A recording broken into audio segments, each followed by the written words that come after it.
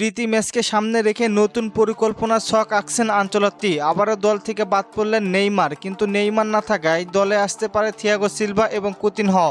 বিশ্বকাপ স্কোয়াডে নির্বাচন করতে প্রীতি ম্যাচের পারফরমেন্সে বড় ভূমিকা রাখবে এটা নিশ্চিত। আগামী মাসের 10 এবং 14 তারিখে দুইটি প্রীতি ম্যাচ খেলবে এশিয়া মহাদেশের সঙ্গে। কিন্তু কার্লো আনচেলত্তি সবাইকে স্পষ্ট করে জানিয়েছে, ব্রাজিল দলে খেলোয়াড়দের ফর্ম ও ফিটনেস দুইটাই থাকতে হবে, তাহলে বিশ্বকাপ দলে জায়গা পাবে এবং প্রীতি ম্যাচেও। তবে নেইমারকে নিয়ে একবারে একটি করে মন্তব্য করেন। নেইমারকে নিয়ে আবার বলেন কার্লো আনচেলত্তি। গত কয়েকদিন আগে বলেছিলেন নেইমারকে ঘিরেই বিশ্বকাপের পরিকল্পনা সাজাবেন তিনি এবং নেইমার হবেন বিশ্বকাপের মূল চাবিকাঠি। আবার ইনজুরি পড়ার পরে নেইমারকে নিয়ে বলেন আনফিট ও ফর্মহীন খেলোয়াড়দের দলে জায়গা দিবেন না তিনি। এই নিয়ে অনেক গুঞ্জন শোনা যাচ্ছে, তাহলে কি নেইমার বিশ্বকাপ থেকে ছিটকে যাবেন? বিশ্বকাপে কি চান্স পাবেন না নেইমার? নেইমারকে ছাড়া 3 বছর ব্রাজিল দল খেলেছে, নেইমারকে ছাড়া পারফরমেন্সও করতে পারছে না ঠিক মতো ব্রাজিল, কারণ নেইমার হচ্ছে ব্রাজিলের নেতা।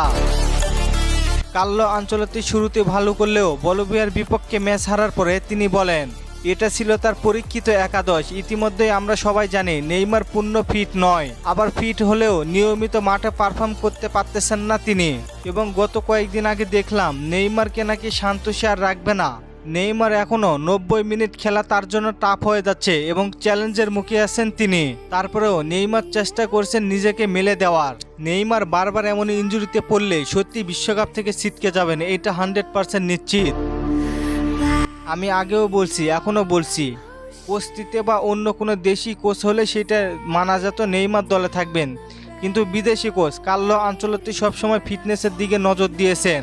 এখন শুধু দেখার বিষয় নেইমার ব্রাজিলের জন্য কি করতে পারে, তাড়াতাড়ি সুস্থ হয়ে বিশ্বকাপের স্কোয়াডে ফিরতে পারবেন কিনা। এছাড়া থিয়াগো সিলভাকে নিয়ে আনচেলত্তি বলেন, হ্যাঁ আমি তাকে নিয়ে ভেবেছি, সে দুর্দান্ত খেলে, আমি কারো বয়স দেখে দলে রাখি না। রিয়াল মাদ্রিদের হয়ে গত মৌসুমে লুকা মদ্রিচ 40 বছর বয়সে আমরা চ্যাম্পিয়ন লিগ জিতেছি। সিলভার জন্য ব্রাজিলের দরজা সবসময় খোলা।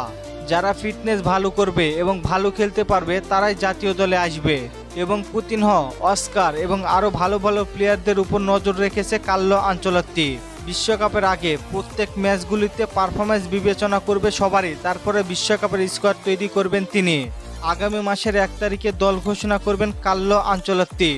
আপনার কি মনে হয় বিশ্বকাপের স্কোয়াডে কার্লো আনচেলত্তি কি নেইমারকে রাখবেন? জানিয়ে দিন কমেন্ট করে।